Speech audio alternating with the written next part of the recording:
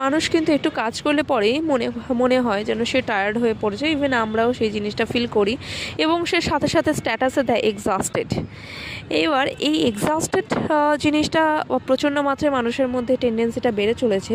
তো এটার একটাই সলিউশন, যখনই মনে হচ্ছে আপনি প্রচণ্ড মাত্রায় টায়ার্ড হয়ে পড়েছেন, তখন অবশ্যই নেচারের মধ্যে থাকার চেষ্টা করুন। আপনার বাড়ির আশেপাশে যে ফুল গাছ বা ব্যালকনি বা যেখানে আপনার একটু মাঠ যদি থাকে বা একটু বাগান যদি থাকে আপনার বাড়ির আশেপাশে, তাহলে আপনি একটুখানি বাগানে যান, একটু খালি পায়ে বাগানে হাঁটুন।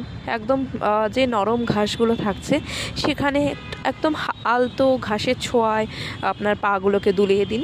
এদিকে মাথা উঁচু করে দু হাত মেলে একদম লম্বা দীর্ঘ নিঃশ্বাস নিন।